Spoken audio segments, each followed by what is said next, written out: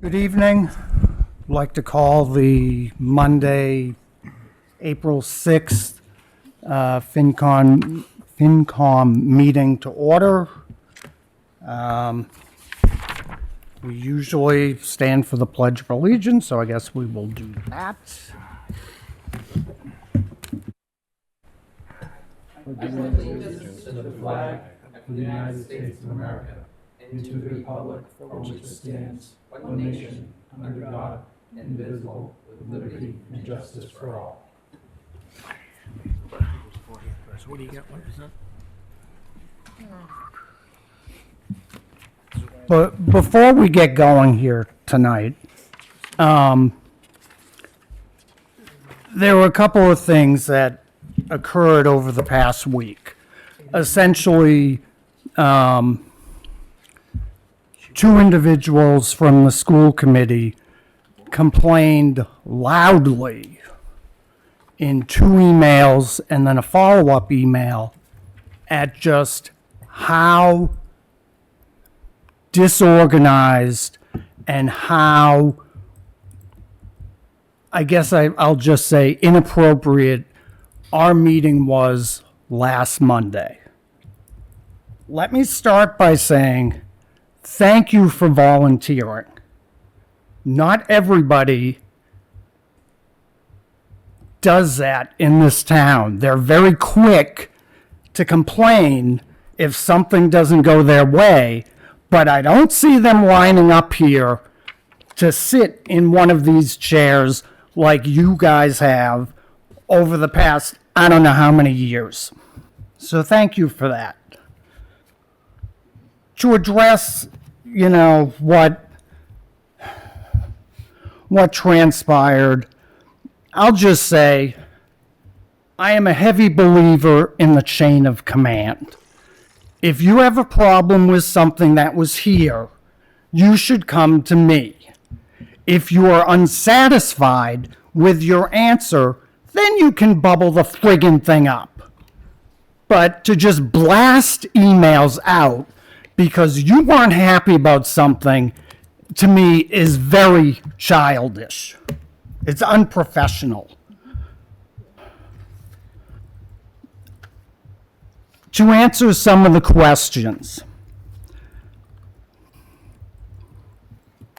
I have a master's degree in finance. I have been employed for 20 plus years in the field.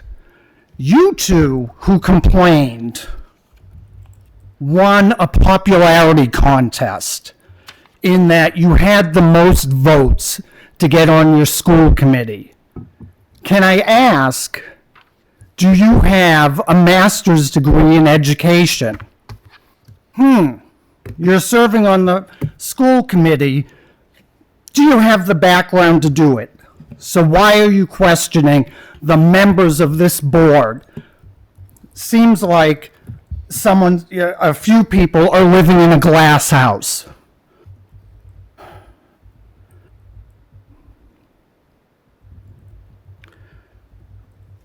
When it was pointed out that I had the audacity to be laughing because I had just heard that somehow in this town, someone was unable to report income for a full 12 months.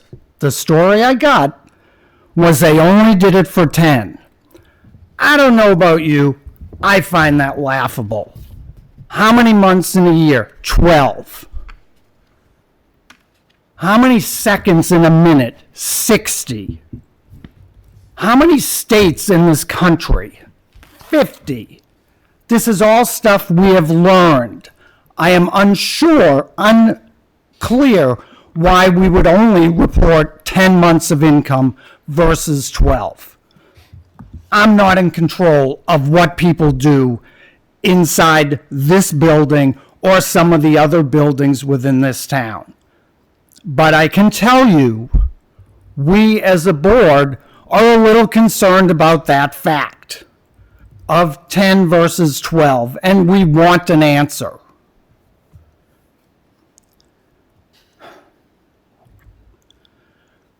we were accused of not opening an email. I don't know how someone can accuse us of opening an email. I hope they did the forensics to prove their statement. Otherwise, they've made an assumption.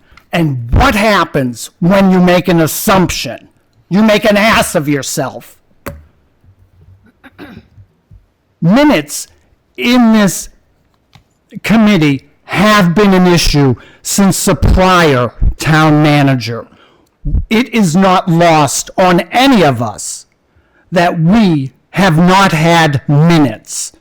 One of the first things I said when I took this appointment again to Mark, to my right, was minutes are a disaster. And I will not have my reputation spoiled because they have not been done by the prior administration. Fix it. And guess what? He is addressing it as we speak. Mail. I am not in control of the mail in this building. This is a secure building. I do not have access to the mailroom. I thought it was decided about 4 weeks ago that the mail would be brought to us before this meeting. I can't get into a secure room. So for those crying that we didn't have it last week, not in my control. One of them, school committee members, closed out their email. I hope we can collaborate in the future. I responded, your email really didn't set that up. Hopefully we can, because we are one town. We are here to make it a better town. But that type of bullshit that was sent around last week is unacceptable. I would like the committee to take a vote at this point as to whether I should remain as the FinCom chairman or not. I am happy to step down at this point. I make a motion, Bill remain the chair. Second. All those in favor? Aye. Abstain. Anyone opposed? So, 9, 1 abstention, and it was 10 votes. The last thing before we get to the fun,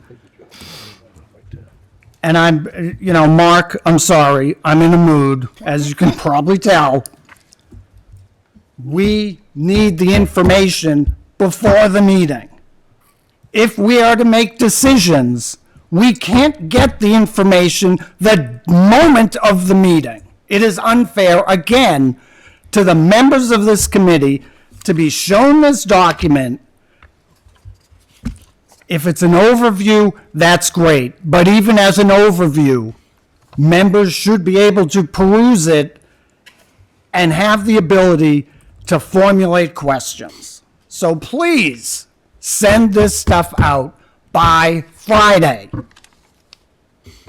Thank you. With that, Mark, the floor is yours. No pressure, Mark. No pressure. Thank you for that opening commentary. Well, actually, let me back up. Sorry. Does anybody have anything to say before we move on? Paul. Quick comment about the email. It did not have the booklet attached. It only had a partial spreadsheet attached to it, so that was incomplete anyways. If all of us did open it, couldn't find the booklet that was supposed to be attached. So that's for starters. You had to jump onto their site if you really wanted to dig for it and stuff. And then secondly, I actually did reach out regarding the 10 months bill. And what I was informed of, that it was the easiest way for them to have a cushion of 1 to 2 months, which is required by the Department of Revenue for them to have a 10 to 20% buffer, like we have the 5% for the stabilization fund. They have a stricter requirement for the enterprise account for the water sewer by the state. And that was their easiest way. So for their record keeping, they know there's 12 months a year, all the money's there, but they just look at 10 months of the year because it gives them a 2-month buffer.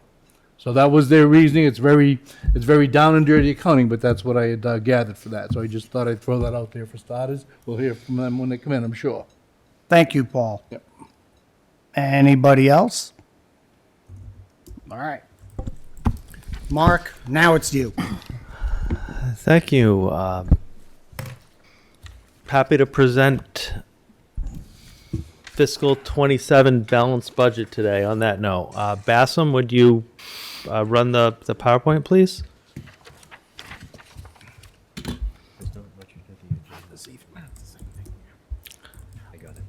I'd like to build off something Chairman Rotundi said, that we're one Norton and we're going to work together to overcome this. This isn't departments against each other. It's not the boards against each other. We all have, we live the consequences of this in the service we provide to the residents every day, in the basic utilities, what makes Norton great together. So this budget's going to build on that, build on the foundation, what makes Norton great, and here's how to make it even better. This budget is built around a simple principle. I'm going to repeat this phrase more than once today. Recurring expenses should be supported by recurring revenue. It reflects a disciplined approach, a long-term approach, not just surviving this year, but building us strong into the future for many years. I'll walk through the structure of the budget, the key pressures we're managing, and the plan to stabilize things. Next.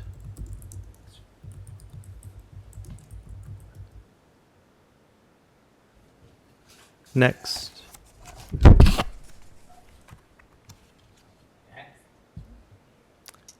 At a high level, the fiscal 27 budget is balanced at approximately 84.8 million.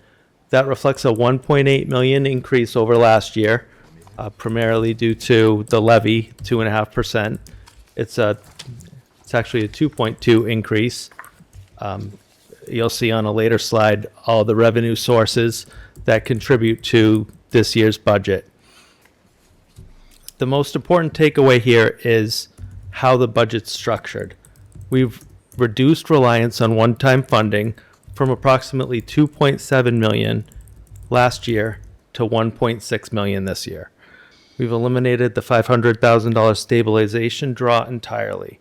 At the same time, we're absorbing a lot of fixed costs due to inflation and other pressures, contractual, and there's a modest increase to the schools in here, and we'll maintain the overall discipline that we need to bring us into a stronger position. There's some numbers on this slide. We'll talk about them a little more as we continue, but you'll notice fixed and shared is a substantial increase this year, and I think we saw that coming into it with insurance and energy costs. Next.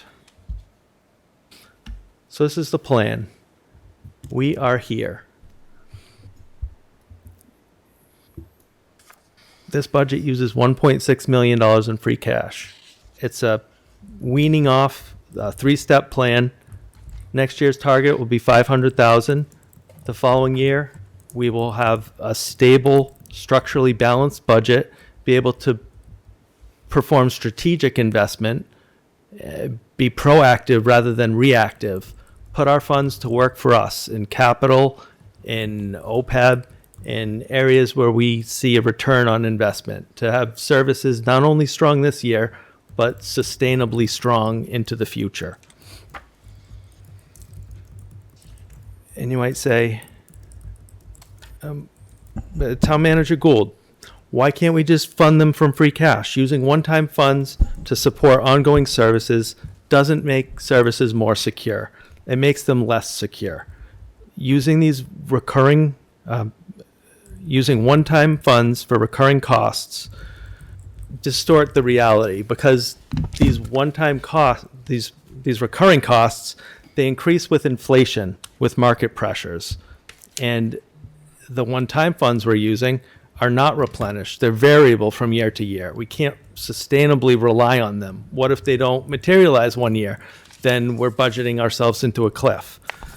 So we're not in a crisis. We're heading off the crisis. This isn't a red alarm bells. This is a yellow caution. Let's build on a strong foundation here. So this budget still supports our core services, education, public safety, and operations, but does so in a way that we can sustain. It's a practical plan that will protect our residents for years to come. Next.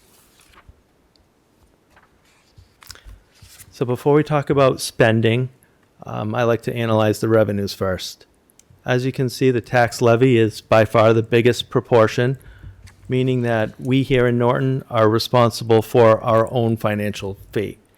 We can't rely on state aid. State aid is flat again, well below inflation, well below level funded service requests, or level service requests.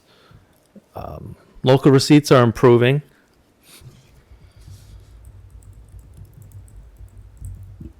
And this budget's a meaningful reduction in free cash in one-time funds to shore up the gaps. We're trying to build a solid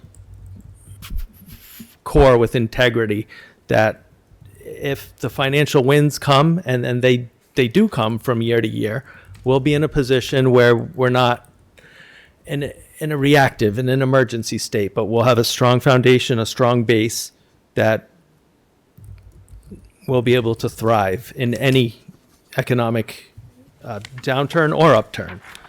You know, when we have surplus free cash, we can use that to invest, targeted investments in new programs. I mean, we could reduce taxes, some might say, and others might say we could build a park. We could do the things that we would like to do. We need to be on strong financial footing. The revenue, next.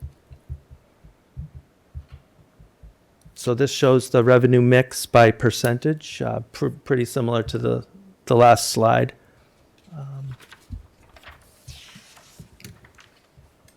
Local budgets bear the brunt of economic downturns. The federal government, they're allowed to deficit budget. The state government, they're allowed to give us whatever state aid they vote on, whether or not it's sufficient for our needs, whether or not it satisfies their obligations to fund K to 12. And who's left holding the bag? That's why we need to budget with discipline and consistent. So without an override, the only responsible choice is to align expenses to revenues. That's what this budget does. Next. So the expenses here, as you can see, Norton Public Schools represent the largest share of the budget. And second, a significant portion is allocated to what's called fixed and shared costs. Things like employee benefits, contractual obligations, and insurance. These costs continue to grow year after year and limit the flexibility we have in any given year to fund individual department requests. Say when we're spending, like next year, we're spending an extra $50,000 in electricity. So that's $50,000 that we can't take to support a part-time worker at the senior center, community center.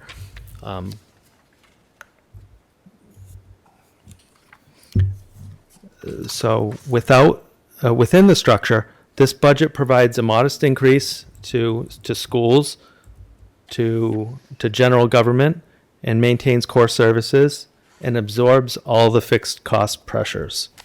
It's not a uniform expansion budget. In the past, it's been, what is it, 1, 2, or 3 increase, and we'll just give a uniform increase. But this is a disciplined allocation within constraints where they are in real time.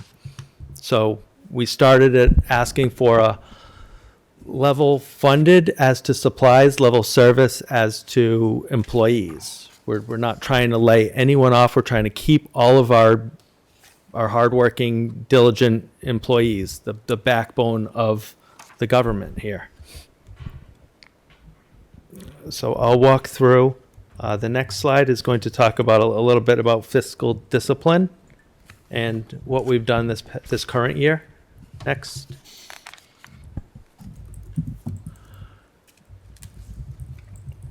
So this year, we are on target.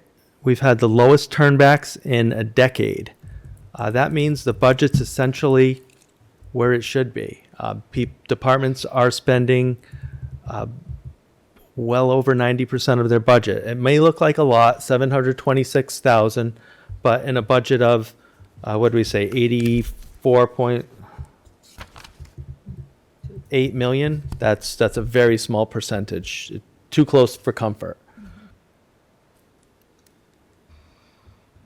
So we've held the budget tight on the municipal side, including very difficult decisions like not backfilling police officer, not backfilling a firefighter. Not easy decisions. Not decisions that I like to make. At the same time, we've strengthened key functions like DPW, HR, and IT, actually saving money in the process and providing increased service. Maintaining and actually improving overall budget control. With that starting point, I'd like to turn to the next slide and discuss the school's funding request briefly. So the school request reflects real needs and real pressure. It was a request of 1.6 million, roughly 4.4%. The question is not whether the needs exist at the school. It's what the town can sustainably fund within its current revenue structure. The school budget increase is $371,017, which represents 1%, and that's essentially as much as any department is seeing for an increase this year. So it's a short-term belt tightening for long-term gain. I've spoken with my counterpart at the school. We've had many discussions, and obviously they're not elated with a 1% increase when they asked for 4.4. But as we were talking before, it's one Norton. We're all in this together.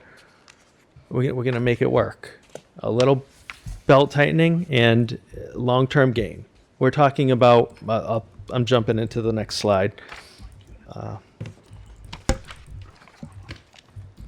Next slide, please. Yep, there you go. Is joint forecast. So if we're providing more funding, it's important that we're not just filling gaps. We're fixing the system. It needs to be more stable, more steady. Not just more pressure next year, walking out of the frying pan into the fire. So that means that schools and towns, all the departments need a shared approach. And then that's what we're discussing. The department heads, what's a realistic long-term funding structure look like? And then they can internally plan when we have 3-year, 5-year expectations. Then they can make the curriculums, make the staffing work to fit the budget rather than the other way around, which is kind of backwards budgeting. So we're not far apart, honestly, talking about the 3 to 5 year plan. The town and the schools are planning together. There's efficiencies we can find. We're talking about shared services for snow plowing, for mowing, for IT, for firewalls, looking into major cost drivers, transportation, energy, utilities, areas of shared concern. And I have confidence that we'll continue to work together and find efficiencies that will benefit not one department, but again, one Norton, everyone as a whole. So we can improve efficiency over time and create a more stable path forward. Next.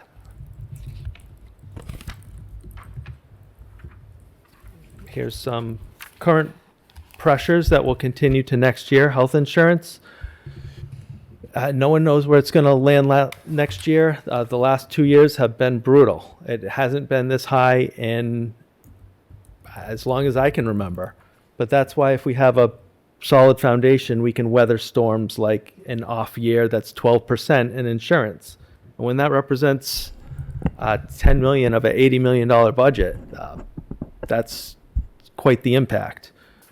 Pension and OPEB are things that we need to continually plan for, not be reactive to, but I mean, the power of investing when we're just throwing a little bit at OPEB each year, it's going to chip away at it exponentially. We need to manage our capital, our debt, and plan for things like hopefully we won't have another snow and ice year next year like we did this year, but we need to be prepared for things like that. So we're managing broad-based pressure, not just a single department, not just a single struggle, balancing all these things to come up with a plan that works for everyone or most people. Next. And this was cited as the biggest driver going into this year's budget season. So it was projected to be a 12% increase, and through collaboration with other municipalities, through teamwork, this was reduced to approximately 8%. Savings of $400,000, which frankly allowed us to survive this year. I want to recognize Jen Soroka, who played a key role in my office. She's a benefits HR specialist, and her analysis and behind the scenes support really helped us to achieve this savings. That improvement helps stabilize this year's recommendation without reducing services. And we're going to continue to discuss this moving forward because, I mean, we have until May 18th when town meeting meets, but we have some health insurance budget proposals that we're currently discussing with unions. In fact, I was discussing earlier today with one of the members, and there's a lot of common ground. I mean, our initial proposal, I don't want to sour anything. We need to work with the unions together, and we can benefit the employees, take care of their long-term health, and also help the taxpayers and help reduce pressure on the budget, allow us to fairly compensate our employees and keep up with inflation. And our health insurance plan, we have a couple things in the works. Hopefully we'll have a couple of solutions in the next few weeks. And if some of them take longer, they take longer. Next.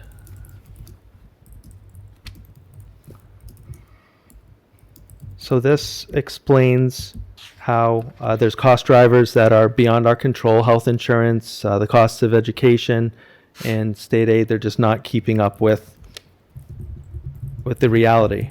So that's why we need to carry the gap. We need to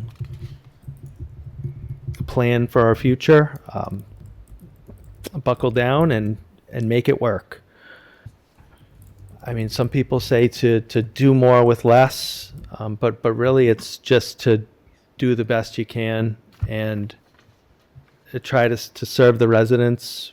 If you're in highway filling potholes, or if you're in assessors giving out abatement applications, to do it with a smile, and to serve the people. Next.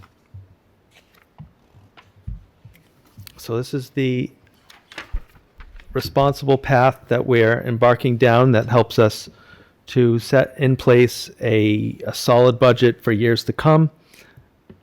So we're going to moderate growth. We're not shrinking. We're not going backwards. We're just growing a little bit slower for a couple years. And then year 3 is God willing, business as usual. We'll have enough for raises, for to pay our employees fairly, to provide the staffing that will provide for emergency services, give our kids in the classroom the special education services they need, and provide for the long term.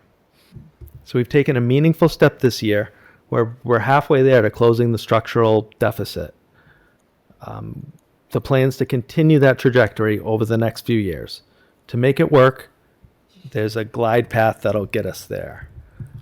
Next, and I kind of referred to this a little bit earlier, so it's 1.6 this year, 500,000 next year, and then the following year we'll be in a surplus. We'll be investing into stabilization,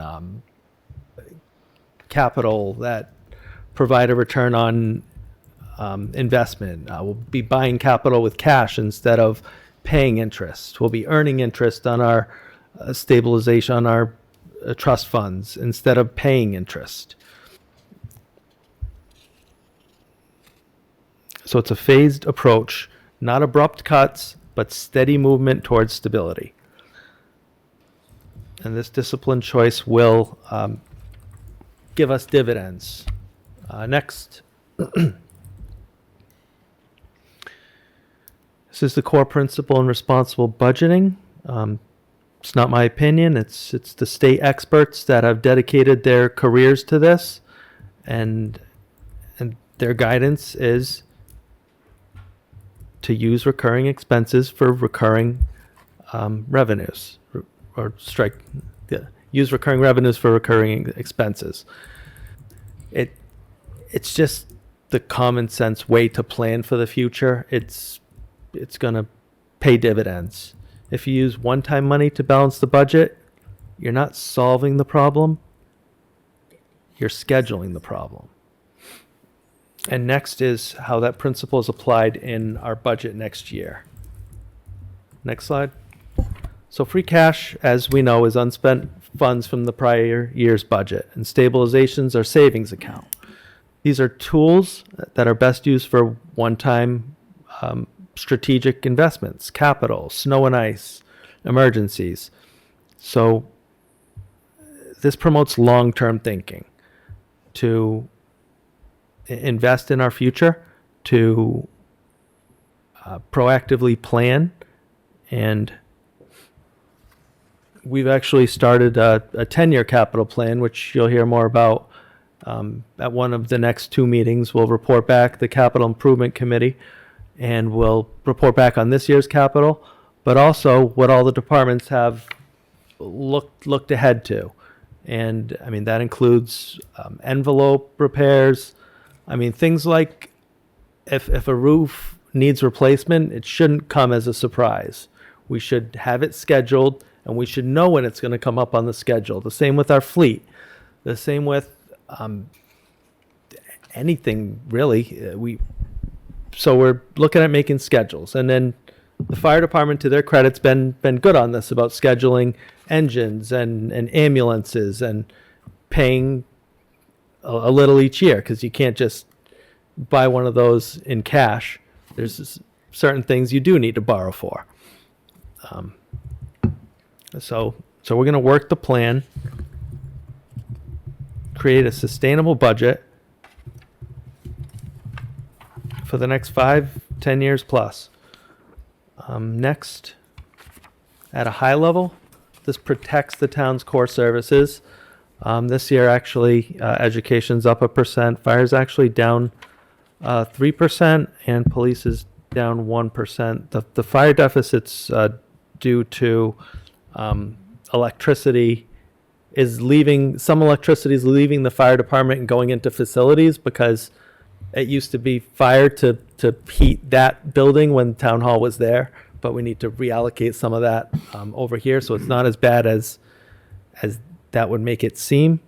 And there's also some stipends that we lost a couple of positions. We lost paramedics and gained EMTs. So the paramedics had higher stipends, the EMTs have lower stipends. So that also reflects some of that reduction.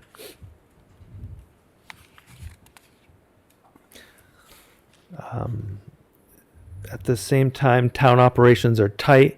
Fixed cost pressures are absorbed. Things like benefits, insurance, fuel, OPEB, other post-employment benefits, centralized collective bargaining obligations, and other mandatory obligations like keeping the electricity on and the utilities on are in fixed costs. You'll notice fixed and shared costs went from 22.9 million to 24.1 million, a 5% increase. And that's not negotiable things. I mean, the health insurance, it still went up high. It went, almost 8%, not 12%, but still a high year. We have to cover utility costs, and that's, $1 towards those overhead is $1 less that we can put where we need it. And if we have the cushion, we have a stable, structurally sound budget, then in off years when we do have an unforeseen expense, then we can meet it head on, and we can, flex a little. When we're turning back such a low amount, 750,000, then it's hard to flex at all when these pressures come. So there's more detailed budget numbers in the handout. I just highlighted a few major departments here. This is a balanced approach, and to support critical services while maintaining overall discipline.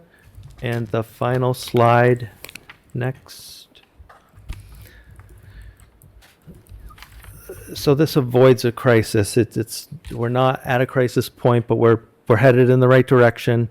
We're looking to thrive. We're creating stability. We're working a plan, and there's a light at the end of the tunnel. We're going to get through this together. And this won't be the only hard year. Hard years come, and we're going to meet it head on.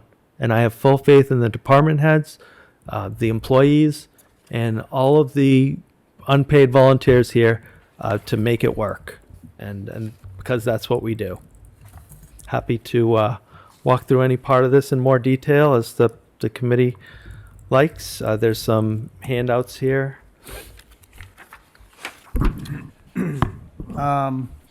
Mark, on some of your handouts here, which I think has all the departments and your recommendation, what we're not seeing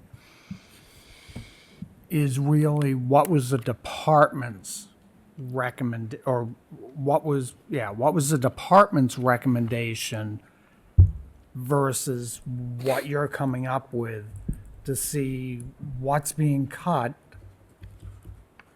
dollar-wise, so that we can then ask the somewhat obvious question, what is that going to hurt, and how are you going to deal with it, to the department heads. So without that, it's a little difficult to really see what's changing.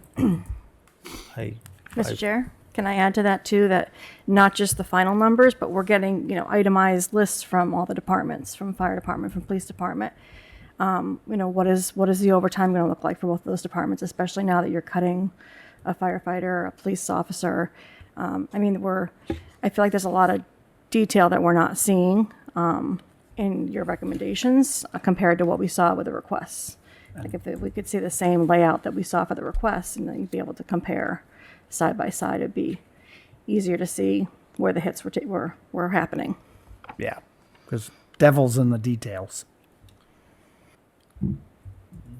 Happy to provide that. I can email it tonight. Mr. Chair, I just had a question regarding, right out of the gate, Mark, your town manager's line item for personnel services is up 86,000. I thought that was a net neutral from this year to last year with your new hires. It is. We took a position from the treasurer's office and moved that person to the town manager's office. So you've taken a spot, and again, that would have been nice to show here, you know, that is one of the reasons for that bump. It's a great question. Yeah, yeah, okay. Mr. Chair? Thank you. Bonnie? Yeah, I just wanted to, your presentation is, if you read any of the, and I'm sure you probably have, any of the Finance Committee reports that go on the inside of the town report that gets published every year, that big thick book that probably doesn't get cracked open by very many people. It says exactly that this committee has been saying for the almost decade that I've been on this committee, long before that recurring expenses should not be paid, or cannot be paid or sustainably paid, and that eventually we would, not be able to cover all of the expenses that the town has. And so I think I echo what my colleagues are asking, which is what people will want to know, what we will want to know in terms of what our recommendations are, that there have to be services or personnel that are cut to make this work, because that's why the non-recurring revenue was used, was to sustain even just a little bit, and even then we still had to make cuts. So I think that's what I'm most curious about, are all those little details. And And do the budgets take into account the latest and greatest contracts? Or is that still an unknown? so a couple good points. First point, yes, you can certainly talk to any of the departments you like, any information you want, I'm happy to provide. There are some reduced services. For example, Public Works is not able to plow sidewalks, is not able to empty trash cans on the rail trail. Staffing at public safety is necessarily impacted when they have one head less on the fire and on the police. Yes, they can have people call in for overtime, but it's necessarily a juggling act, a shuffling act, and then you can talk to any of them, and they'll frankly tell you what the trade-offs are. How do they get away with not plowing the sidewalks? I thought that was mandated for kids that live within a certain mileage of the schools, or you gotta provide them with transportation, and Mark. There's actually, upon consultation with the school department, there's only about like 10 kids that walk to the high school. What about, What about that? no, And there is something on the town meeting warrant, which we'll see at the next meeting. The Public Works Director asked for a bylaw to require people to shovel the sidewalk in front of their house after it snows. Yeah. So we'll see that in the next week, and give you all an opportunity to weigh in on that. And to Bill's question, the school raises, due to timing, have been, taken into consideration in the budget. The town raises are still under negotiation, so there is a centralized compensation provision that has an attempt to address the upcoming bargaining. so we do have a line item with some, I'll be that's a good word. Buffer, yeah. With a buffer that we hope would be sufficient to handle whatever the raises ultimate, or whatever the contract ultimately outlines and gets put into these budgets. Yes, sir. We need to pay people fairly if we expect to keep them. And And can I just go back to that comment you just made of like not emptying the rubbish on the walking trails or whatever? the Huh? rail trail, Yeah. Is that like, we simply don't have the manpower to. so what's are we taking away the receptacles or is it just gonna overflow and we're gonna say too bad? The receptacles are in the highway garage. Okay. They were Okay. taken in before the first snow. Okay. Chair? So it's like a national park, like the federal system. They carry in, carry out. Yeah. Hopefully. Paul? Yeah, do we know what the school raises were? Because I'm almost thinking, Mark, you're going to be looking at parity on the general government side. I won't publicly speak to our collective bargaining strategy, but you I should know have. what the 2.5, the school raises should know. That should be public I looked on the knowledge. school website and I couldn't find them. I'll have to ask the school directly for them. Yeah, once it's ratified, it should be public. Supposed to be posted within I a thought certain it number of was days, too. ratified. Supposed to be posted within a certain number of days, too, Right. on the town website, so. So, their budget last week, because I just caught up reading the information, their salaries of 2 million, was that pre or post raises? Or a contract? Is that 2 million before or after? It's post because they actually paid a Yeah. retro to July 1st. Is that what you're going to say? Yeah, I asked Dr. O'Neill, and she said it included the contractual. Okay. So their first year of their contract is actually this current fiscal year? It was, they worked half the That's year without right. a contract, yeah. Yes. Yeah, I asked her how she did it. She found a way. There's a will, there's a way. Mr. Chairman, Zach? Steve Evans has been trying to log on. I don't know if somebody can let him in. Bassam?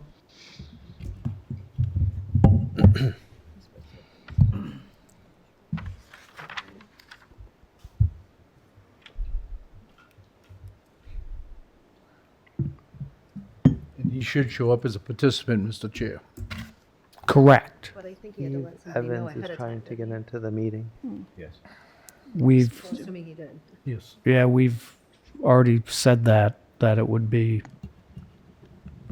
for the right. duration. Yeah. Oh, gotcha. Link should be for all of us. I'm receiving word from the superintendent that they settled at 2.5%. Who's apparently, someone watches our meetings. Per year for the 3 years? Hi, Jen. At least for one. So 2.5 for this current year, or for next year, or for the year after, or all three? Maybe she will follow up with a clarification. For this Thank you. coming year, at least. Mr. Chair? Mark, can you speak to some of the things you remember off the top of your head in terms of, you said one police not being filled, one fire not being filled. Did you say a senior center was gonna have an impact? We were hoping to provide a receptionist, which would have been above and beyond level service. So Okay. not a additional negative impact, but just something good that we're not able to do right now. Any other positions that were either are not being filled or cut? That's it. Just a police officer and a firefighter, which And do we I know? would have loved to get you the information Friday, but I figured out at 3:30 in the morning last night that unfortunately those two positions couldn't make the cut. And do you know from talking to Dr. O'Neill, what a 1% budget's gonna do? How many cuts that's gonna mean for schools? Well, That was in last week's presentation. It was 8 to 12, I 1%? think. I thought No, it she was said level. if she didn't get, If she didn't get anything. She said Yeah. Right, 5 but to what's the 10 for the whole 1% budget, but I what's a think. 1% do for, I guess is the question. Probably depends on the retirement. So That 5 was to all 10 funded, she divided by 4. Gonna be 7 or 8. And That's I mean, and they do have resignations and people that are not making tenure. So these are not necessarily people that are being laid off. There might be layoffs. I don't want to speak for the school, but they have a significant amount of staff and bodies.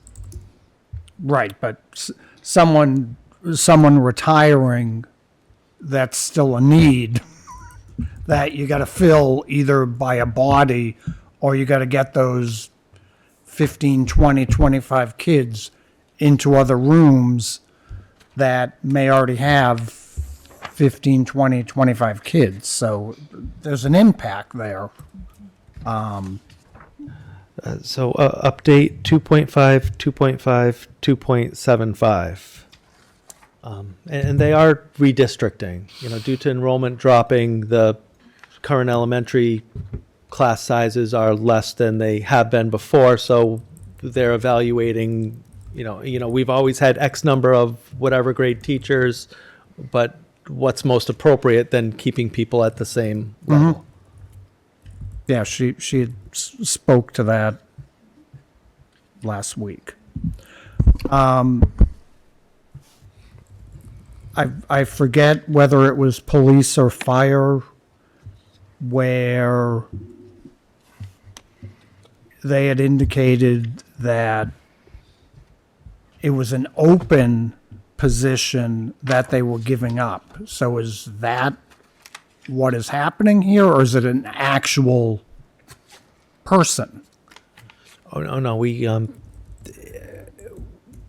just didn't backfill. So it's not an actual person in police and fire. So it's an open position with nobody in it. And correct. And in an average year, there's probably 2 police officers and 2 firefighters that resign or transfer that need to be backfilled. So we are currently backfilling those positions as the openings arise. We just kind of placeholdered one just in case, and I'm glad we did, because I wouldn't want to have to send a pink slip to anyone.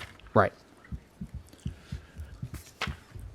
Mr. Chair, we just, Mark, in this current fiscal year, are you going to be coming back for a reserve fund for some of the separation expenses and stuff where we've had some employees leaving? Or is that new other account handle that, or? That's actually covered under the accumulated absences account okay. that we created a couple years ago. Okay. But I mean, there might be a utility request or there was something else, not on the tip of my tongue, but there might be a request. And Mr. Chair? Yep. Mark, do you have a retiree representative on your insurance committee? Because they're supposed to be represented as well when you're doing any kind of negotiations for changes. We're If you actually don't have one, get one. I don't want to jump ahead of myself, but today we were talking about reconvening the PEC, the PEC, and there will be a retiree representative on that. Used to be Chief Burgess. Retired Chief Burgess used to be on it. May you rest in peace. Mr. Chair, Mr. Chair. Go ahead. Promise. Steve, do you have a question? No, I'm good at this point. Thank you guys for getting me in. Appreciate it. Okay, you have your hand up. No, that's Is it the mouse? That's the mouse. That's his mouse. That's the mouse? Mark's hand. Oh. Looks like Steve's hand. Okay, Mr. Chair. Paula. Mark, the reserve fund, how much has been spent to date for fiscal year 26? Reserve fund account. $0. Okay. And we want to budget 165,000 for FY 27? The same amount as this year. I mean, it's. I guess we could be flexible. I'd exercise caution I would love to just say, yeah, let's take that and give a firefighter or give a teacher. I mean, I'd love to, and if that's what you choose to do, that's what you choose to do. Just because we only meet twice a year, if we have unanticipated needs, we'd have to call a special town meeting to try to fund something. So it is useful in case of emergencies. I know we haven't used it yet. Okay. It's because we had used 181. Mr. Chair. Zach? Mark, what is the free cash balance after this? After this, I will have to check and get back to you. Off the top of my head, it was 5 million. We put maybe 5 to 700,000 into last year's budget, 1.6 million into next year's budget, $1 million into capital. We probably funded another article or two, so I'd say there's probably around a million to $1.5 million, depending on snow and ice totals. But I'll get back to you with the exact number. Okay.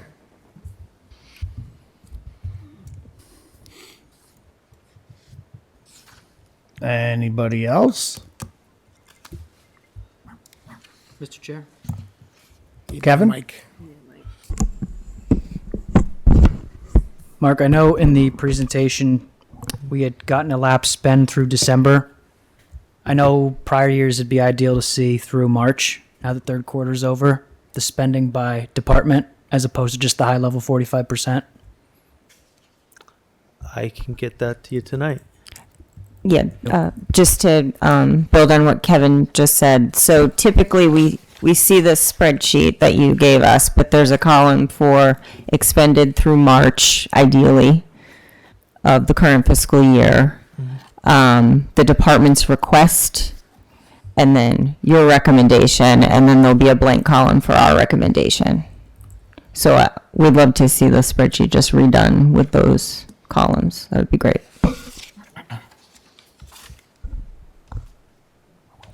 No problem.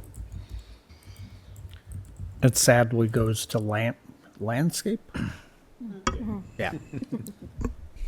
Mr. Chair, Paul? just both the police chief and the fire chief, when they were in, Mark, talking about the amount of time it takes to backfill a position as far as getting somebody interviewed, on board, trained, and all that, I almost, and I voiced it then, I'd like to see it funded and have it get kicked back in free cash for next year if they don't get the position in line, but to have the funding available so they can start the process to do it, kind of a deal. So I know you're trying to save and balance it and not have, but it takes so long to get them on board that it's, Right.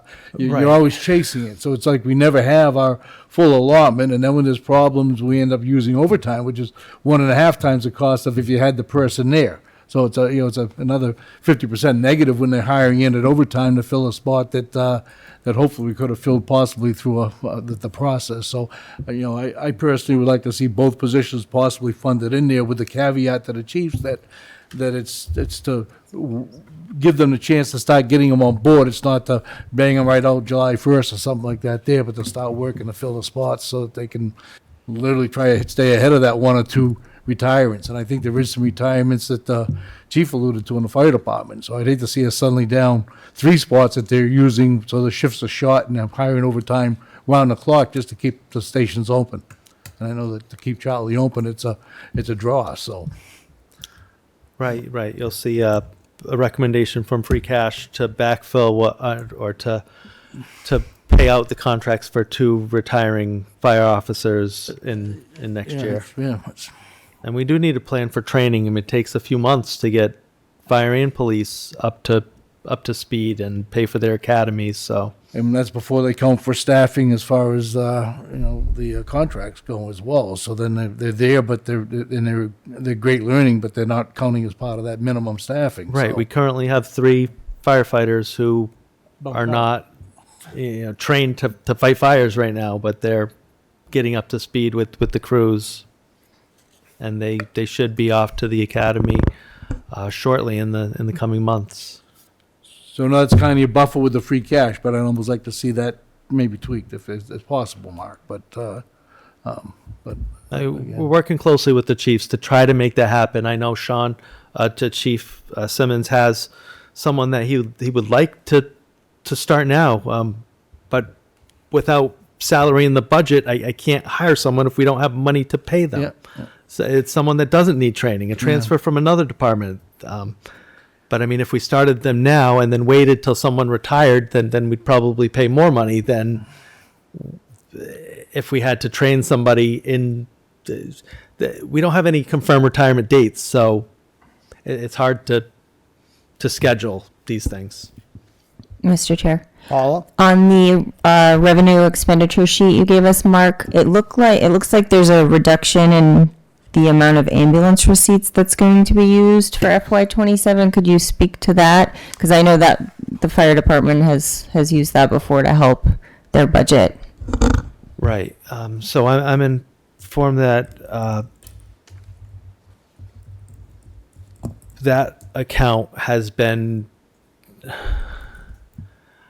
I mean, depleted. There's currently some money in there, but last year we allocated $800,000 for the fire station renovation as a result of town hall construction, in addition to bonding for fire engines, for ambulances, and I mean, right now it's paying for approximately 11 firefighters in this year's budget. I guess it paid for 12 firefighters from last year's budget. I was told that wasn't a sustainable source of revenue and that it had been rated. I don't, that's a word with connotations, but it had been used extensively. So the recommendation was to, I mean, they wanted $1 million, and I said, Chief Simmons, could I please have 1.1? And he said, well, you're my boss, so yes. Okay. Thanks. Mr. Chair? Sandy? The looking at the same kind of line of questioning, looking at the Hicks Fund, I know last year we increased that, and that was, I thought, pushing the boundaries of what that money was intended for. And with another increase, how is that working in terms of, we were always told that we could only use that for certain things, and we couldn't take that much money out. So how is that not ever increased? So that's the trustees made the decision to vote $300,000 for this year's budget, and you're correct. That can be used only for cemetery related work, which Highway will honor and devote the resources from the Hicks Fund for those purposes. A little more than last year. I think it was 280 to 300.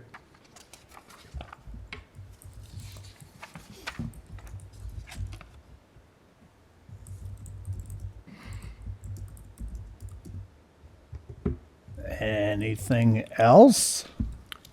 Mr. Chair, it's I could be way out in left field, but it's really hard for me to come up with a lot of questions without seeing what we talked about, right? Spending till March, the delta between what the departments requested and what the town manager is recommending.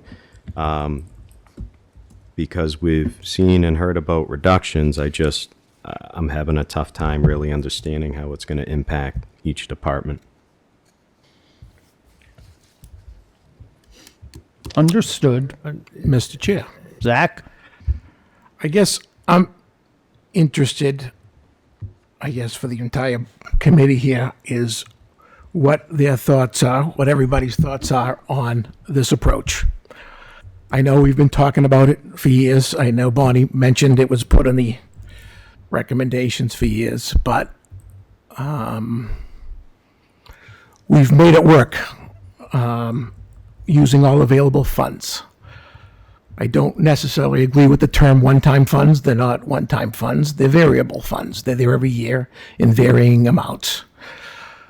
And I just can't see a scenario where we're building a park with free cash while laying off school teachers, firefighters, and police officers. It's just not, I don't think it's going to fly with the community.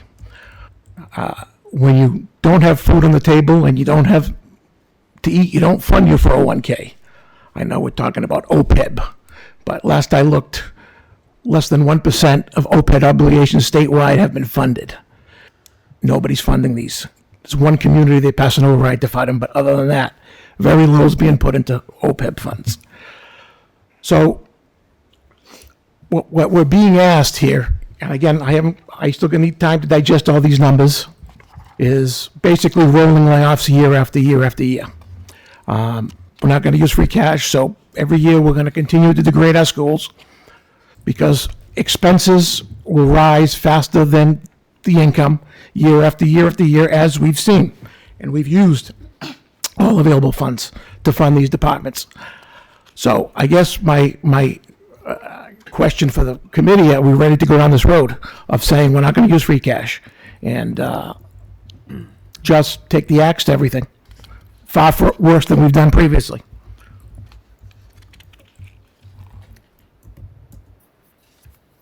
Mr. Chair, I think to answer Zach's question personally, we need to see, I think, what the actual cuts are going to be, right? It's, what positions are we talking about? And how many? Mr. Chair? So Brandon. super. That's exactly what I was getting at, Sandy. I personally, we need to see it all right, where it's being cut and whatnot. So, yes, Zach, I guess, yeah. I mean, I understand where you're coming from. It's just hard to say, yeah, we're going to take the axe unless we know where it's. Well, I mean, the school department's already said they're not going to tell you what they're cutting because they don't want personnel issues. So they're going to tell you roughly how many positions, and it's going to be up to them. She just said 6 to 8 probably. And to be clear, we're not talking about building a park the same year that teachers are being laid off. That's foolishness. I agree with that, but there's no end in sight based on, Prop The 2.5. end is in 2 years. That's what the plan showed. Okay. Miss? Yes. Your name, address? Hi, Debbie Winston, 77 Elm Street. Zach, I do understand what you're saying, but I want to commend our new town manager. Thank you very, very much. And I can say that's the majority of the residents. Because what you're saying, Zach, is you're not putting in all the COVID money that inflated these budgets. So what I hear the town manager saying is we're going back to reality. And don't worry, I work for the schools. The schools are going to be able to handle it. If you knew what us teachers do, we can do it. And we need to get this town fiscally responsible, transparent, and that was the mandate that the residents wanted, and I commend our new town manager. Thank you, sir. Thank you. So the state of Massachusetts says OPEB's 6% funded statewide. We are 2% funded. And paying $4.5 million in interest, is that not paying, accumulating?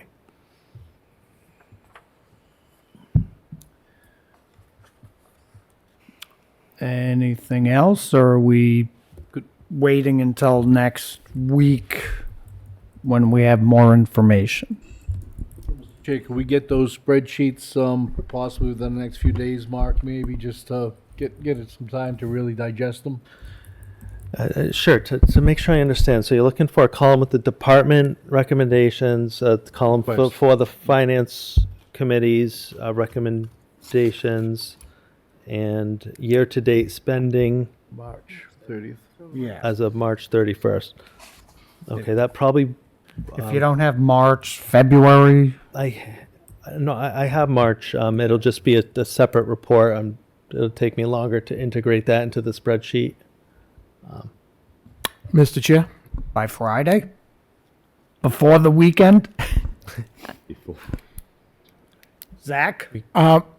Correct me if I'm wrong, Mark, but I thought you had requested that the town departments submit a level funding budget. So you have the recommendations here. That's last year's budget, basically.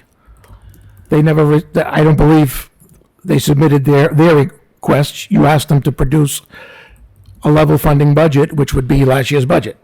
So that's what's on the, with certain Had to have, salaries into it. steps and contractual obligations, and some people just included other things. But it was very helpful to see where the true budget stressors are. It was more of we're always talking needs versus wants, and you can see that clearly with where the real pressures bubble up. I know the pattern is to have everyone come in with all their asks and then you whittle it down to what's needed. If you start with what's needed and you see, oh, electricity is going up, you got to fund that. Or stipends are going up, yet you have no choice. You have steps. We need salt. These are the essentials that we're funding. But I'll, you know, for what it's worth, I'll give you what the department's recommended. I hesitate to give a new request to them to make all new budgets. It's time consuming. And I don't think that's what the committee wants. No, we're whatever they came to us presenting, you know, weeks ago or in the coming days, you know, that's their request. Then there's, you know, what they've spent through March, so 3 months or 9 months out of the year, your recommendation, and then we figure it out from there. Like a blank column. Yeah. FinCom, and we put what's recommended, what we recommend. So, Okay, I can format that. 3 new columns, 1 column. Mr. Chair? Mark, Sandy? when you come up with these numbers, I mean, and you just reduce it, I'm assuming it's not just arbitrarily, you know, cutting whatever $1,000. Is there a line item that you were thinking that you're itemizing, or are you just leaving that completely up to the department heads to figure out? It's super collaborative. I've had at least 3 meetings with each department head, and every time I take a red pen to an item, I'll shoot them a text, an email, and often I have to add those items back in because I didn't understand something that they helped me understand. So I guess for me, the more detail that you can give about where those cuts are going to be within that department.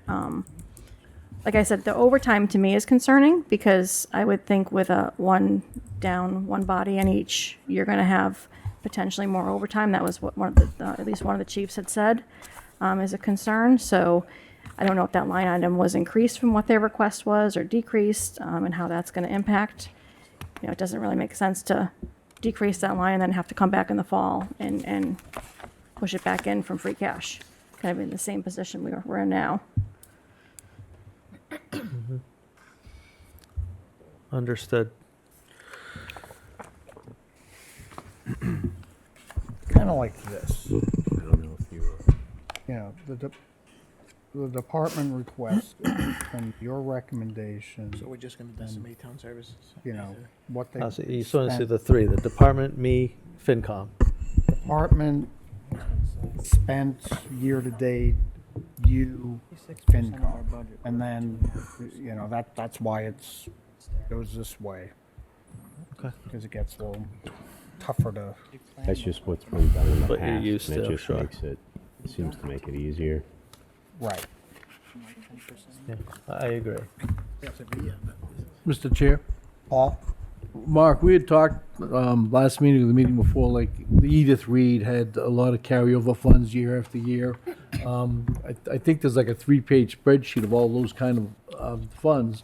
Are they something you've delved into yet, as a way to possibly try to, cash some of those out to also, fund potentially, some of the contracts or anything like that there? Because you start adding a 1 or 2% raise into any of these general government sized contracts, it's going to be a pretty sizable nut. So- Yeah. I believe Paul forwarded me that spreadsheet. So Yeah. so thank you for I that. don't know if that's the newest copy of what the date of that was. This is from October of 2025. Yes, that's actually, So we are, our new IT director is purchasing laptops from one of those appropriations. I'm looking at the select board, town manager lines. There's only a couple. One of them is the Jackson property, which we perform some maintenance, so we do regularly spend money from there. But that's, you know, as I continue to go through this, I can definitely look at that as a potential item for review. I mean, there's another one, I just didn't have time to put it in, but we're probably going to be cutting like 90% of the cable bills, which 90% of 20 or 30,000 is a decent amount of money. So I haven't been able to make that adjustment yet, but I'll like to come back to the committee with these types of one-time buffers. Yes. Peter J. Wiggins, Mayor Naughton, and last night I posted an article from 2008 and then from April 6th from the Sun Chronicle that's Naughton Fire Chief Richard Gomes again plans to reduce the Chartley Fire Station hours to save money the following year, which is 2009. Town Manager James Purcell said as public safety, public health, and public works were Purcell's top 3 budget priorities for the fiscal year starting July 1st, since Purcell has presented a $46.8 million balanced budget proposed that's $233,260 less than current spending. That's due to the big revenue projection and the lack of so-called free cash, in which Norton has spent $1 million this year. And that year, Norton had a Proposition 2 enough override and it failed. And do we want to go to the same road? No. Nope. Thanks, Peter. Thanks, Peter. Mr. Chair? Mark, I know you've got like a glide path in here that shows, you know, we're kind of hyper-focused on 27, but you've got a view that goes out 28, 29. You've got the first page here that kind of walks a full, we'll call it a P&L. Do you have, in some kind of backup, a walk of the assumptions you're making that shows kind of how we get down to this not relying on these one-time funds?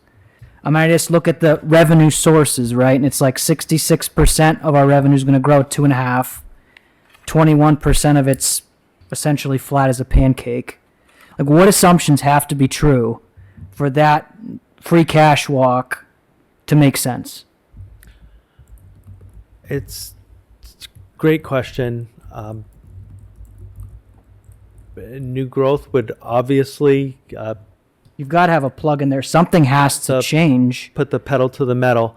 To There's offset also, that. I mean, efficiencies. I mean, people are doing jobs that computers and AI can do. I'm not saying we're going to cut staff, but every time there is an opening, that's an opportunity to assess if we've been doing it the way it's always been done, or if we could let a consultant go that we're paying over $100 an hour for and have someone come in staff and do a better job for $60 an hour. And we've implemented a few of these, and Do I the see more. department heads have kind of a vision? Like, have you provided the department heads with a vision of where you need to get in a multi-year view of like AI adoption? You need to get X% efficiency per year to make this work. We're still in the initial conversations.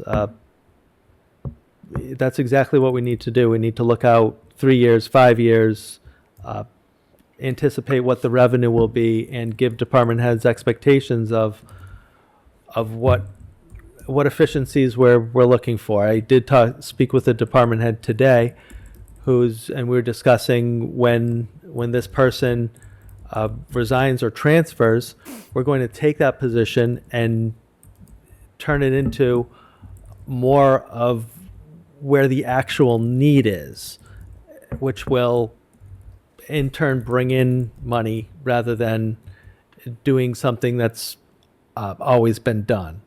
So these opportunities, some of them are unplanned for. You can't plan when somebody leaves employment a lot of the time.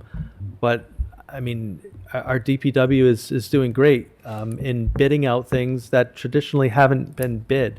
And I mean, there's a lot of money that's been accounted for, as you'll see when he comes in next week or the week after. I guess we could talk about schedules after this discussion. But just in hiring the right engineering firm, in applying for the right grant, using the right grant. Some grants can be used to hire part-time staff. Other grants, we've frankly been leaving on the table that could have resulted in fewer potholes and newer, for example, clean streets or complete streets. We haven't used it for 5 years. We've left tens of thousands on the table that we'll never see again. We're using it this year. So efficiencies with staff who are using technology, using best practices, we are going to have the same level of service at a lower cost. And it's only 1 year. We have to buckle down for a year or two. Then we can, still be smart with money, but we won't be talking layoffs in year 2, year 3, the way we are now. And to say the sky is falling is just, 8 employees out of what, 400 or 500? Like we're cycling through dozens every year. Like, we'll be okay. And not to make light of that in any way, shape, or form, but to those 8 employees, they may not be okay. So I wouldn't just off the cuff go, well, it's only 8 out of 500, so no big deal. Well, two of them were not backfilled, so 6. Mr. Chair. Chair. Paul? So Mark, your new DPW director, is he an engineer? I thought that was he one of the is- requirements. He is not. That was a preferred requirement, but this gentleman just had unparalleled experience. Okay, He that was was one of the, the savings that you would have to look for an engineering. he's an firm, but yeah. electrician, which There you comes go, in there you handy. go. Mr. Chair? Sandy? Yeah, I have no doubt that the schools will make it work like they always do, but I don't think we should minimize the impact that this is going to have on, even if nobody loses their job, even if there was 8 retirees that don't come back. We've already heard from the teachers last year, the impact that they felt over the last couple of years, the cuts. Their class size is going up, their responsibilities and, their burdens going up. I don't know how much, I don't know if that's sustainable. They were saying that last year. So I think you're going to have a lot of burnout. We've heard that from the police and fire too. So I think, I don't want to minimize the impact, even if no one's losing their job. If it's one position that's not filled, that's still an impact.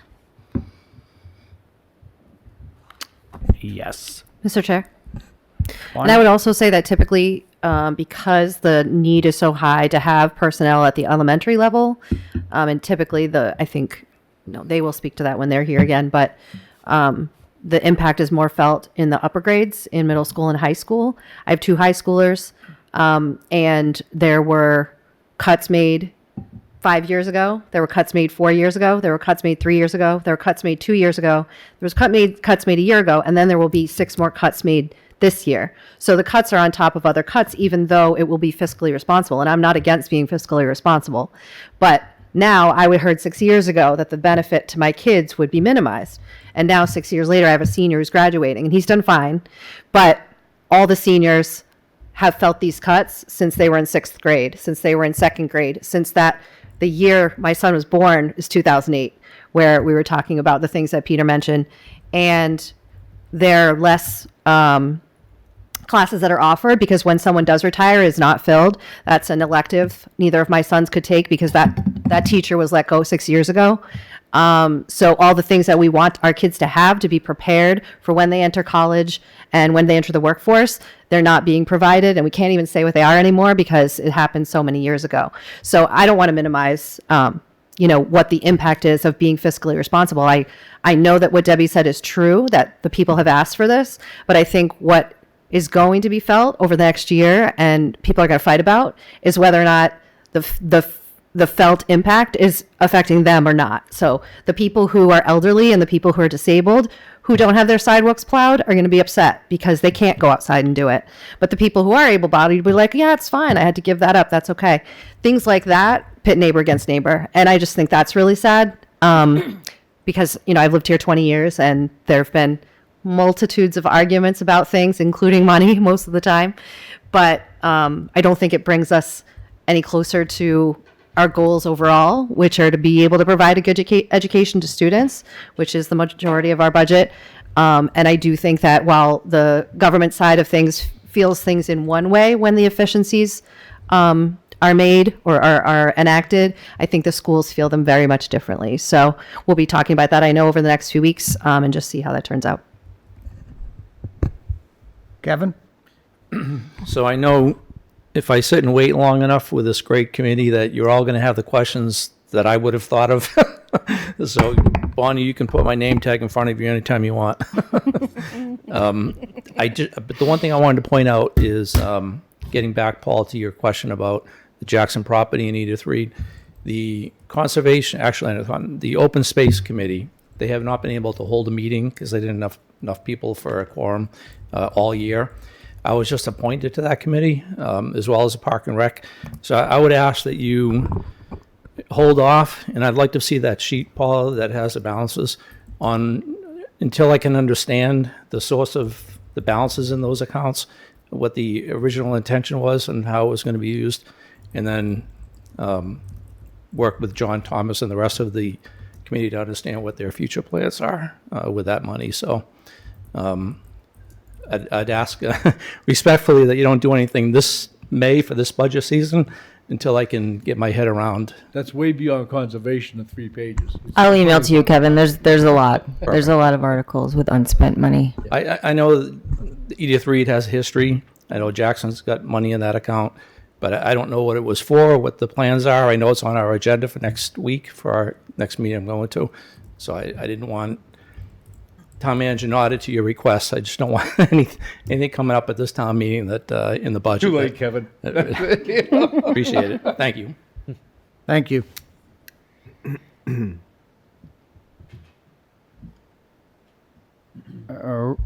Brandon? Mr. Chair, I know, Mark, everyone's, no one likes to hear cuts and everyone's kind of, I don't want to say jumping on you, but, you know, asking, all right, kind of jumping on you, I guess, but Bearer of less than ideal news. I do want to say, compared to the last town manager we have, we've never had someone look at the future.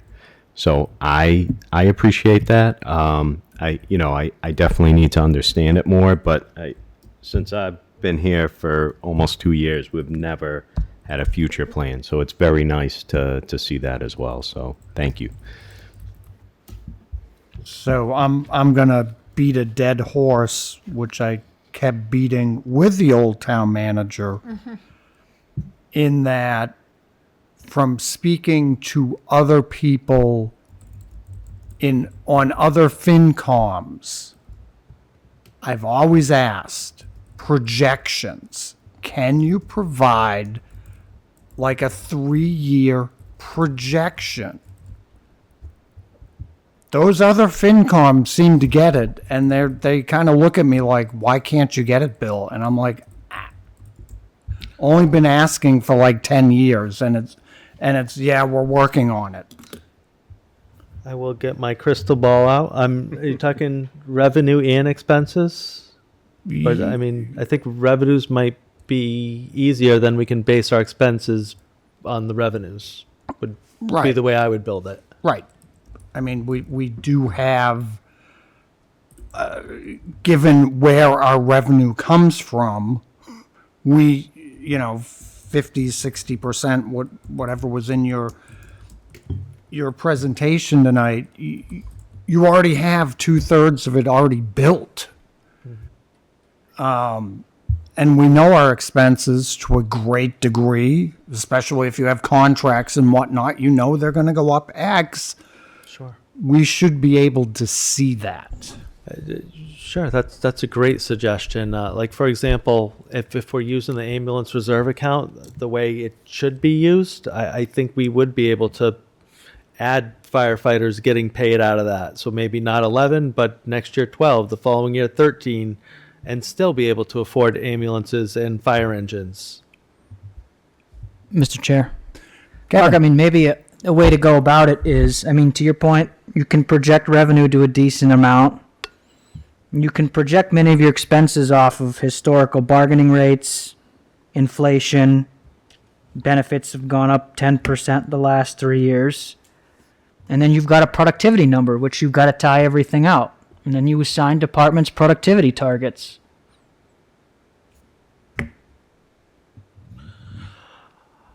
I like that idea as a base, as long as we're flexible depending on the on-the-ground conditions. Yes, I think that's, people work towards goals, so that is, I like it.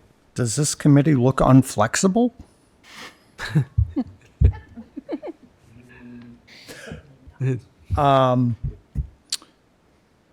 This is good feedback.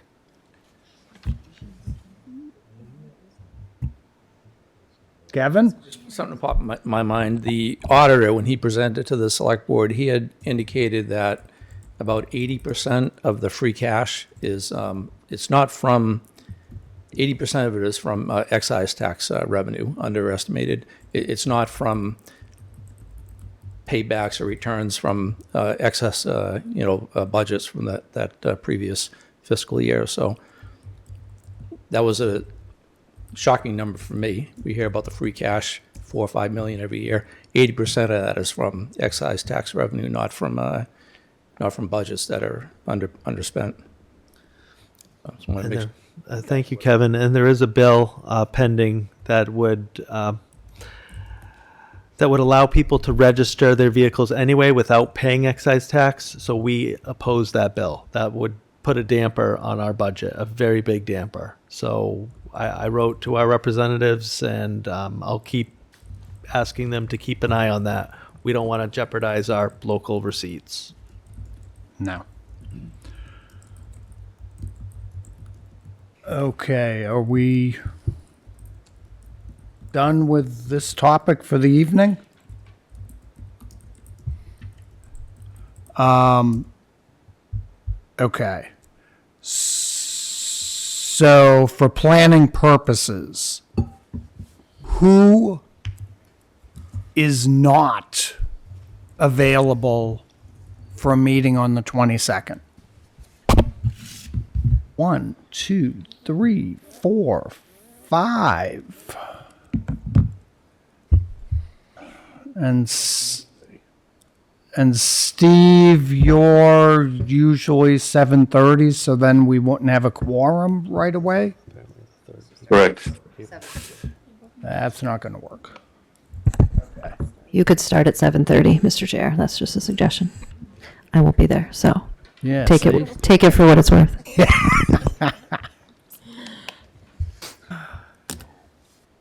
think the Monday's a holiday. If needed, I could be online. My son's having surgery on the 21st, so I gotta be home. We We did have have enough time otherwise, Bill, if we stack it up somewhere else and go a little later than 9? I think we need to stack a few meetings if we're not going to have the 22nd. Wednesday before? I mean, the Monday, next Monday's light. 15th? We could add something onto next Monday. We could add Public Works into next week. What is left to go over? What is the agenda going forward? We haven't done many articles, so there are. And that's the same week as Public Works is essentially the rest of the articles. And then we need to digest the whole budget. Yes. Yeah, and we may have to call people back to hear, what this is going to do. Mr. Chair? Do we want to next week?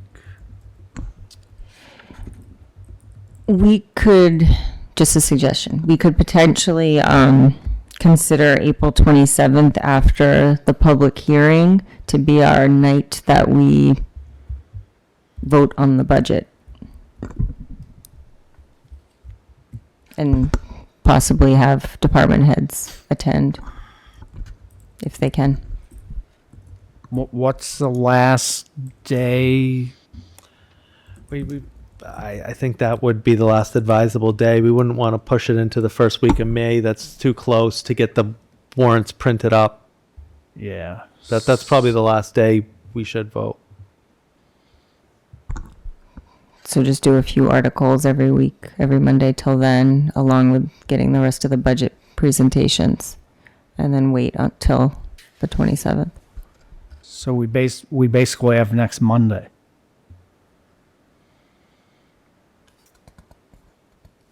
Because the week after. 13th, yeah. Yeah. So A longer meeting next Monday for starters, Mr. Chair? Load it up a little? I am saying load it up. Yeah, But- we can get all the rest of them on Monday. Bring your coffee. But then if you're making decisions waiting for the 27th, That's a little scary. you've really pushed that to the brink. So nobody wants to have two meetings next week? Yeah, the 15th was a suggestion. I know. Do you want to ask the same question about availability for the 15th, Bill? So who's available on the 5th? Well, wait. Are you available? on the 15th? I'm available at the pleasure of the committee. Okay. Wow. Going on, Careful. going to Florida Careful until there, Mark. after May. Okay. Okay, let's turn this way. Who's not available on the 15th? But I am not. Okay, that's 2, which is way better than 5 or 6. I would recommend doing 2 next week.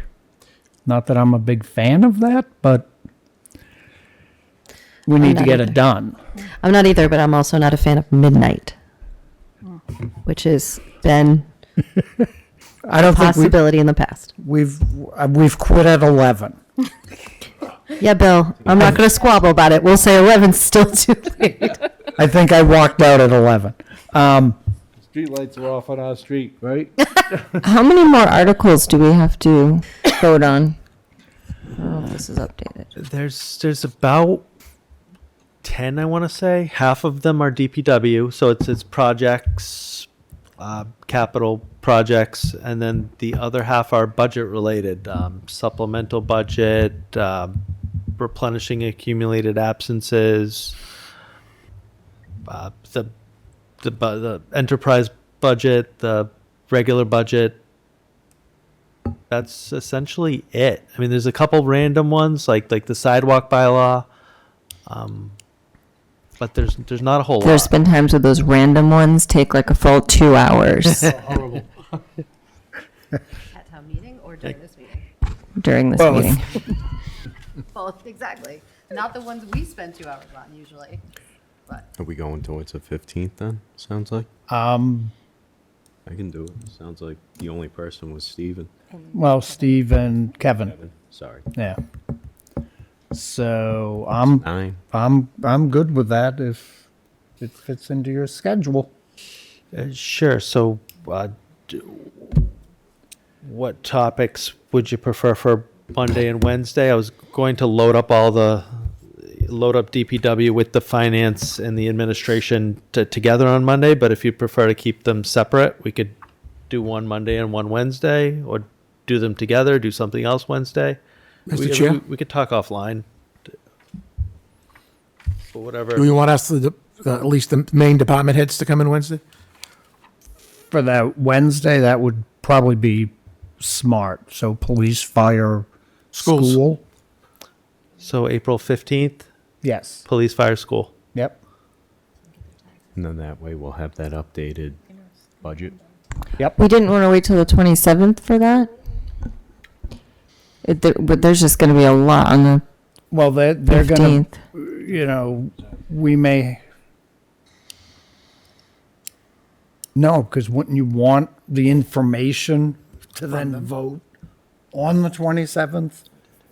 By having what fire says, what police says, what the schools, say. Usually when we're voting, we're able to ask the questions, then we vote. You know what I mean? When it's, I don't know. I just feel like we're going to have a lot on the 15th with the articles too. I don't think we voted with them here. I thought that's why we had them already presented. We're gonna vote privately to discuss it. We've done both. So I guess DPW is carrying like the heavy lift for the rest of this. They can do articles and their budget the same day. In fact, they should. He's going to be here. So that would be Monday, definitely. Okay. We could ask them to come back if you guys are going to some questions that get generated. Before, and then they haven't been here. Sounds like we're having 2 meetings, no matter what. And then Well, if we don't have reason for the second meeting, but from the way I see it, you would be circling back to, okay, here's the recommended budget. How's this going to hurt, or what's this going to hurt? We're going to take that information. We still have to take the budget in its entirety and then figure it out. So I see that in the entirety as the 27th. Unless people see it otherwise. So just because I've seen this over the years, worry, I guess, if we're going to be potentially debating things on the 27th and actually have to start voting on the budget and we don't have department heads. I feel like this has happened before and we've had questions come up and then, the town manager will be like, oh, I got to go ask that, I'll let you know. And then things get delayed, the vote gets delayed. Do we? That's definitely happened before. Okay. Would we then be asking that they be available, not necessarily have to be sitting here? it could be on Zoom. To be on Zoom? Like if there's a question? I mean, Dr. O'Neill's answering questions in real time. I Right. think most of them are on Zoom now. Ask away. Yeah. So, Monitoring us.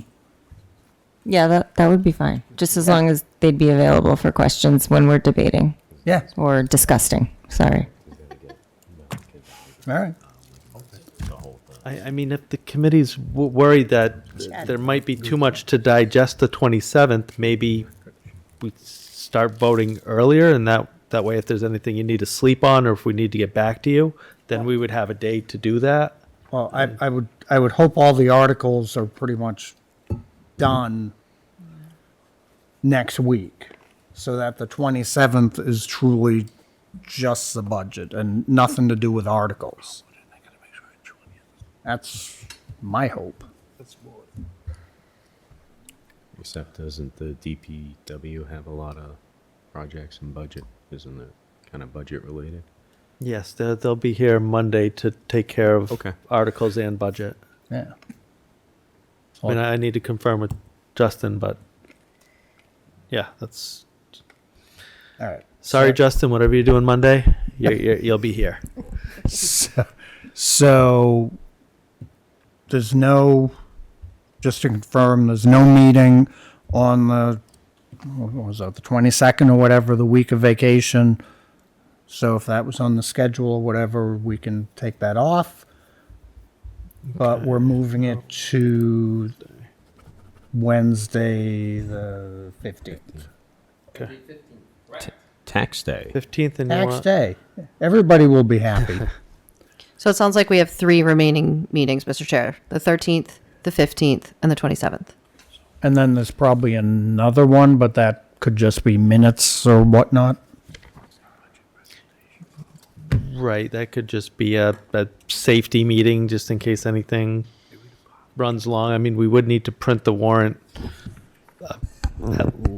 And I would say 2 weeks before the 18th, so by May and, 4th. And when is so our what is that? The FinCom report needs to be ready by Let's build a the 27th ish. don't have to lay off anybody. There's enough money. You know that, right? Right, I mean, the Or a couple of days after, because you can't have the report until we finish the budget. So so maybe it'd be wise to placeholder April 29th so we could confirm that everything with the budget's in order. We have the recommendations ready to be voted on. I'm not one for more meetings. I just think it kind of makes sense the way you said it there. I mean, we could try to get everything for April 27th and well, we would need. When does everything have to be buttoned up and submitted? That's the ultimate. I mean, the drop dead date is a week before town meeting. The warrants need to be publicly posted. I don't want to wait until the week No, before town meeting. But- I'd rather but do it 2 weeks So before. what, Town, the drop dead date is what day? town meeting's the 18th, the week before would be the 11th. Mr. So- Chair, can I suggest, because I know last year we talked about the fact that the FinCom used to vote on the, Yes. so Yeah. maybe we could do that on May 4th, if we had it ready for May 4th, and we could do that at that meeting. Right, so if we have the budget by the 27th, then the vice chair has the pleasure of writing the FinCom report. You knew that, you knew that. I told you to take notes. So if that can be presented by the 4th, and then we vote on it, because last year we did not vote on it, and a few members were not happy. So that gives us enough time to make sure it gets to where it needs to go, gives us enough time to, read it and approve it, because we won't be making any amendments, because it's going to be perfectly written. You know it. I know. And Paul, you wrote it last year? Can you forward it to Brandon? Thank you. Yes. Still do. Okay. So I think we took care of that. Yes, the public hearing is still the 27th. And what department heads would you like on the 27th? I don't know if we just want them available. Like, not here, Okay. Available for question. just in case there's a last minute. Well, it's also the public hearing, so maybe the public might Yeah, also well- have questions for them too, like just That to. is true, even though prior public hearings have had how many participants? We're getting really popular. Last year we had a few. Last year we had a record number.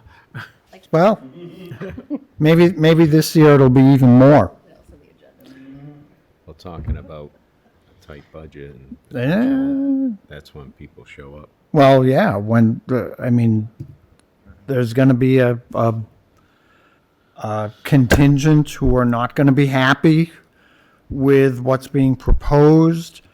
And then there's going to be that contingent who are going to express what was expressed here earlier, that everybody drunk the COVID Kool-Aid and has never gotten off of it. And there's some truth to that statement. How much can be debated, but there's some truth to it. We got a bunch of money, we spent it, or we put it into the budget, it inflated the budget, and you live with it. Now we're trying not to continue to live with it. So, is what it is. More to follow on that. We have a set of minutes in front of us.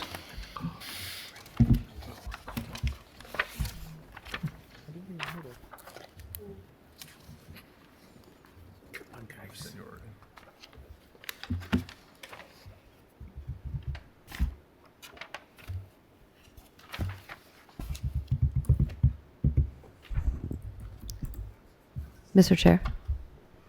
I only see 2 typos. That's all. I wasn't here, so I can't speak to it, but your name is spelled wrong under call to order, and Jen O'Neill's is 2 L's. Mr. Chair. Kevin? Mark, I look at these minutes and normally I try to baseline these as a transcript and base it on the facts of what occurred at the last meeting. And I go through these set of minutes and I read some things like the committee struggled to follow as pretty strongly worded opinions in meeting minutes that I don't think are fully qualified to be put on record. I don't necessarily feel the need to defend myself. Like, I think, appreciate that Bill, defended all of us, but I too have an MBA, a Master's of Finance, work in corporate finance, and just spent 90 minutes doing a balance sheet flux review and a P&L variance analysis for what I do in corporate finance. So I read this and it reads to me like the opinion is we're a bunch of fools. And that may seem a little strong, but things like inconsistency in understanding financial controls and audit processes as a reflection of this board. I don't find any of that consistent with what was discussed last week. So I have a problem with these minutes in their entirety. Understood. And as minutes, there's many different ways of doing it. I advocate for just listing the votes. Some people list the discussion points. Others try to go verbatim. I mean, there's a middle ground, of course. And just for the record, I don't think the minutes are meant to disparage anyone or even the committee in general. I think that might have been alluding to potentially information that wasn't provided the committee that led to confusion. So, but I understand your point. Well said, Kevin. So, do I take it we'd like these revamped a tad to more speak to the black and white facts and what occurred, and not to provide any type of opinion, which is what minutes, from where I've come from, what minutes should be. Just state the facts, and not vote on these. I think we just wait and see about a revamp. Okay. Yeah, that's fine. Okay. We'll bring them back next time, revamped, if that's agreeable with the committee. Works for me. Mr. Chair, just one, if we're going to revisit them anyway, I do have one content note, but I first did want to second everything Kevin said. I think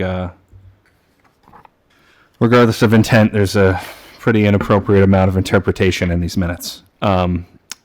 As far as the content goes, the minutes do have to describe what was said and not maybe what some of us meant to say. So I kind of would defer to the committee on whether or not I said something different here. But as far as acknowledging the budget materials had been received 11 days prior, but had not been reviewed, I did definitely acknowledge that they'd been received 11 years prior. The reason I knew to look up the email that I knew would be there was because I had opened it and read everything in it. And I think the question was posed whether or not I had reviewed them before our town manager very wisely cut off the conversation. So I think I might strike the end of that sentence. And I think I acknowledged feedback regarding the books themselves, but whatever we got in that email, I did read. So if I misspoke, the minutes unfortunately have to reflect that. But I don't know if anybody has some thoughts on that note, or if we could shorten that sentence.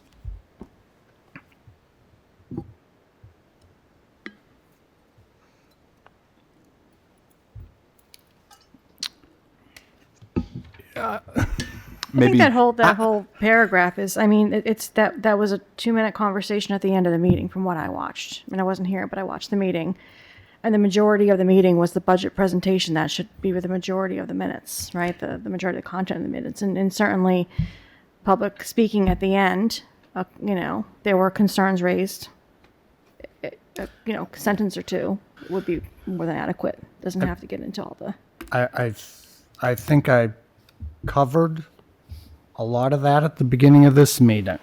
I'm excited to see those minutes. So, I understand what Gavin's saying here, and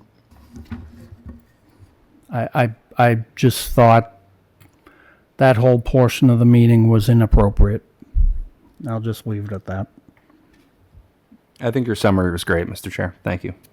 I think we could find a way to describe what happened to everyone's satisfaction.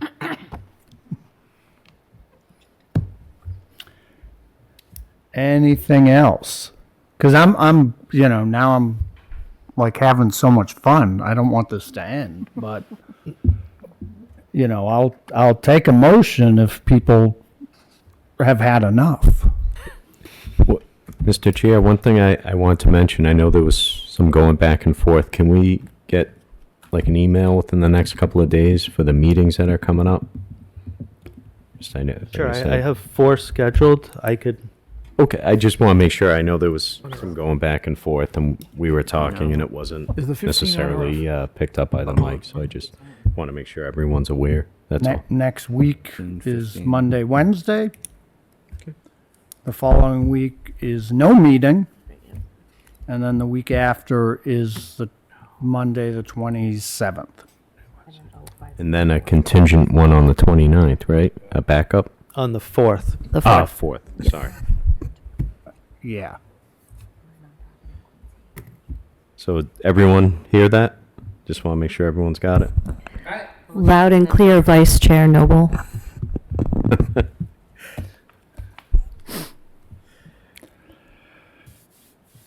Mr. Chair, I'd like to make a motion. I'd like to make a motion to adjourn. Second? Steve, Yes. Zach, Yes. Kevin, Yes. Brandon, Yes. oh, sorry, Gavin, Yes. Bonnie, Yes. Tracy, Yes. Sandy, Yes. Paula, Yes. Paul. Yes. I too am a yes.